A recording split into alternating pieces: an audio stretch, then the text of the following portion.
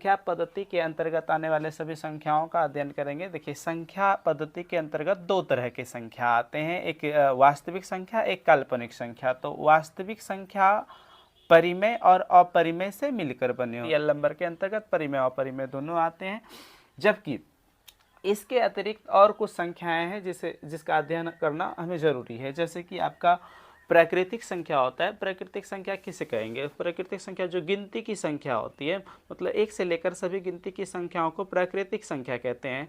जैसे 1 2 3 4 5, ये मतलब काउंटिंग नंबर का जो होता है वो प्राकृतिक संख्या कहते हैं, नेचुरल नंबर उसको। जैसे कि किसी प्रश्न में कहेगा आपको कि 5 प्रथम प्राकृतिक संख्या का एग्जाम्पल दीजिए, तो 1 से लेकर 5 तक बोलना है। 5 प्रथम प्राकृतिक संख्या क्या हो जाएंगे? 1 2 3 4 5, ठीक है। उस प्रकार पूर्ण संख्या जो है, पूर्ण संख्या होल नंबर जो होता है किसे कहते हैं? होल नंबर होता है शून्य से शुरू सभी गिनती की संख्या को पूर्ण संख्या कहते हैं। 5 प्रथम पूर्ण संख्या यदि बोलने के लिए कहे तो 0 से स्टार्ट करना है, 4 तक जाना है। 0 1 2 3 4, ये 5 प्रथम पूर्ण संख्या हुआ। पूर्ण संख्या 0 से स्टार्ट होता है, होल नंबर, ठीक है। पूर्णांक संख्या के देखिए, पूर्णांक संख्या क्या होता है? पूर्णांक संख्या का परिभाषित हम लोग इस प्रकार कर सकते हैं कि संख्या रेखा पर स्थित शून्य के दाईं एवं बाईं शून्य सहित को पूर्णांक संख्या कहेंगे। जो शून्य के बाईं ओर होंगे उसको ऋणात्मक पूर्णांक या नेगेटिव इंटीजर कहते हैं। जो शून्य के दाईं ओर होता है, राइट साइड, उसको पॉजिटिव इंटीजर या धनात्मक पूर्णांक कहते हैं।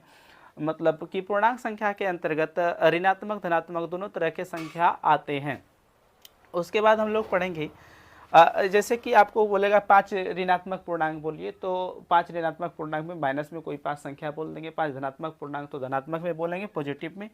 जबकि सम संख्या जो होता है, इवन नंबर, सम संख्या, ये तो आप जानते हैं कि जिस संख्या में 2 से पूरा भाग लग जाता है उसको सम संख्या कहते हैं। जिस संख्या में 2 से पूरा भाग लग जाए उसे सम संख्या कहते हैं।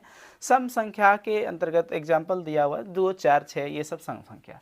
जैसे कहेंगे कि सबसे छोटी सम संख्या क्या है भाई? तो 2 है। जिस संख्या में 2 से पूरा भाग लगता है उसको सम संख्या कहते हैं, जिसमें नहीं लगता है उसको विषम संख्या कहते हैं। अतः विषम संख्या 2 से भाग नहीं लगने वाले होते हैं, ओड नंबर कहलाता है। जैसे 1 3 5, ये सब विषम संख्याओं का रूप है। और भाज्य संख्या जो होते हैं, कंपोजिट नंबर जो होता है वो मतलब कि जिस संख्याओं का 2 से अधिक डिवाइजर मतलब भाजक हो, जिसमें 2 से अधिक भाग लगने वाला हो, उसको भाज्य संख्या कहते हैं, कंपोजिट नंबर कहते हैं। जैसे 4 में देखिए आपका 1 से भाग लगता है, 2 से लगता है और 4 से लगता है। जिसके 2 से अधिक भाजक होते हैं उसको भाज्य संख्या कहते हैं, कंपोजिट नंबर कहते हैं। जबकि जिसका केवल 2 ही डिवाइजर होता है, जिसका केवल 2 ही डिवाइजर हो, मतलब कि 2 ही भाग लगने वाला हो। जैसे 3 को एक संख्या है, इसमें 1 से और 3 से ही भाग लग सकता है, तो 3 का 2 ही डिवाइजर है। तो जिसका 2 डिवाइजर मतलब 2 भाजक हो उसको हम अभाज्य संख्या कह सकते हैं, प्राइम नंबर कहते हैं। जिस संख्या का 2 से केवल 2 ही डिवाइजर उसको प्राइम नंबर कहते हैं। और सअभाज्य संख्या क्या होता है? सअभाज्य संख्याओं के अंतर्गत जो है संख्याओं का एक युग्म लिखा होता है, जिसमें उभयनिष्ठ गुणनखंड जो है 1 होता है। जैसे 3 5, इसमें उभयनिष्ठ गुणनखंड कितना है? 1 है। जैसे मैं एग्जाम्पल में भी लिखा हूँ, नीचे दिखा दूंगा। ये 5 7 3 5, ये सब संख्याओं का मतलब सअभाज्य संख्याओं का एग्जाम्पल दिया हुआ है। इसके अतिरिक्त यदि आपको देखिए ऊपर थोड़ा सम संख्या बोलने के लिए 5 प्रथम सम संख्या बोले तो आपको बोलना है 2 4 6, मतलब जितना बोले। प्रश्न में इस तरह बनता है 5 प्रथम विषम संख्या बोला तो 1 3 5 7 ऐसे बोलेंगे 5 नंबर तक। उसके बाद भाज्य संख्या में आपको कहेगा कि सबसे छोटी भाज्य संख्या क्या है भाई? तो 4 है। सबसे छोटी भाज्य संख्या क्या है? 4 है। और भाज्य संख्या किसे कहेंगे? मतलब जिसके 2 से अधिक डिवाइजर होते हैं, भाजक होते हैं। ये सब बता दिया गया है। आपको अब जैसे पूछे प्रश्न में उस तरह जवाब देना है। अभाज्य संख्या क्या होते हैं? अभाज्य संख्या का केवल 2 डिवाइजर होता है, मतलब 2 भाजक वाले को अभाज्य संख्या कहते हैं। जैसे कि आपका पहला अभाज्य संख्या के एग्जाम्पल में हम 2 लिखे हैं। 2 में 1 से या 2 से भाग लग सकता है, तो 2 एक अभाज्य संख्या है। और एकमात्र 2 ही एक ऐसी संख्या है जो सम होकर अभाज्य है। इसके अतिरिक्त कोई सम संख्या अभाज्य नहीं है। 2 ही एकमात्र संख्या है जो सम होके अभाज्य है। और यदि सबसे छोटी अभाज्य संख्या पूछा जाए तो 2 ही बोलना है। और एकमात्र सम अभाज्य संख्या है तो 2 है। तो उसके बाद सहआभाज्य तो बताए ही आप लोगों को, मतलब जिसमें कि उभयनिष्ठ गुणनखंड एक हो। और भिन्न संख्या का थोड़ा अध्ययन करेंगे हम लोग। भिन्न संख्या क्या होता है? जिसको अंश बटे हर के रूप में व्यक्त करते हैं, जिसे अंश बटे हर के रूप में व्यक्त करते हैं उसे भिन्न संख्या कहते हैं। भिन्न देखिए बहुत प्रकार का होता है, मुख्यतः हम 3 पार्ट में बांट कर बता रहे हैं आप लोगों को। भिन्न जो होता है, जैसे कि उचित भिन्न। उचित भिन्न में क्या होता है? जिसका अंश छोटा और हर बड़ा होता है। एग्जाम्पल दिया और नीचे दिखाऊंगा। जिसका अंश छोटा और हर बड़ा होता है उसको भिन्न संख्या, उचित भिन्न कहते हैं। और इसके विपरीत वाले को, जैसे कि जिसका हर बड़ा और अंश बड़ा, हर छोटा, अंश बड़ा और हर छोटा हो, उसको अनुचित या विषम भिन्न भी कहते हैं। और जिस भिन्न में जैसे 5 पूर्णांक 1/2, 5 सहित 1/2 पढ़ते हैं ना, तो उसमें पूर्णांक सहित भिन्न है, तो उसको पूर्णांक और भिन्न दोनों मिले रहने के कारण उसको मिश्रित भिन्न कहा जाता है। तो इस प्रकार भिन्न संख्याओं का परिभाषा हम बोल सकते हैं, जिसे अंश बटे हर के रूप में व्यक्त करते हैं उसे भिन्न संख्या कहते हैं। और उचित भिन्न वह है जिसका अंश छोटा और हर बड़ा हो, उसको उचित भिन्न कहेंगे। और अनुचित भिन्न किसको कहेंगे? जिसका हर छोटा और अंश बड़ा हो, उसको अनुचित भिन्न कहेंगे। और जिस भिन्न के अंतर्गत आपका पूर्णांक भी लिखा हो और भिन्न भी संख्या लिखा हो, दोनों मिला हुआ रहता है, जैसे 5 पूर्णांक 1/2 पढ़ते हैं, तो इस तरह के भिन्न को हम कहेंगे मिश्रित भिन्न। ठीक है, तो अब देखिए खास करके हम वास्तविक संख्याओं का जो अध्ययन करा रहे हैं आप लोगों को 9th-10th स्टैंडर्ड के लिए करवा रहा हूँ, इसीलिए वास्तविक संख्याओं को मुख्यतः 2 पार्ट में बांटा गया है, एक परिमेय संख्या, एक अपरिमेय संख्या। परिमेय संख्या जो होते हैं, इसके 3 प्रमुख गुणों को याद रखना है और इसी से डिफिनेशन हम लोग बना देंगे।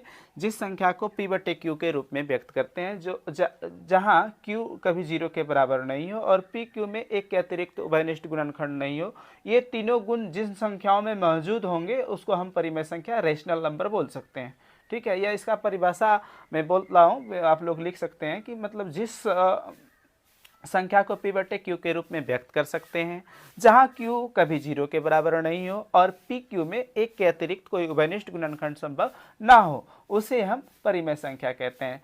ठीक है, इसके विपरीत अपरिमेय संख्या का यदि डेफिनेशन हम बोलना चाहेंगे तो लिखेंगे जिस संख्या को p/q के रूप में व्यक्त नहीं किया जा सके, जिस संख्या को p/q के रूप में व्यक्त नहीं किया जा सके, जो रूट में होता है, जिसका वर्गमूल शुद्ध कभी नहीं निकलता है, उसको अपरिमेय संख्या, इरेशनल नंबर कहते हैं। इसका एग्जाम्पल भी मैं लिखा हूँ, √3, √5, ये सब अपरिमेय संख्या है।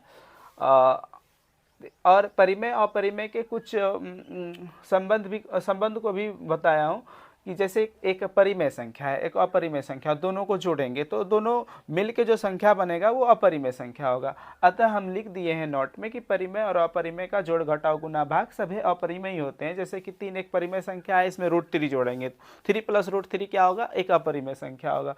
4 - √3 एक परिमेय, एक अपरिमेय का घटाव, ये भी अपरिमेय संख्या होगा। गुना भी अपरिमेय होता है और भाग भी अपरिमेय होता है। जबकि एक बात और नीचे बताए हैं, नीचे कर देंगे कैमरा तब पता चल जाएगा।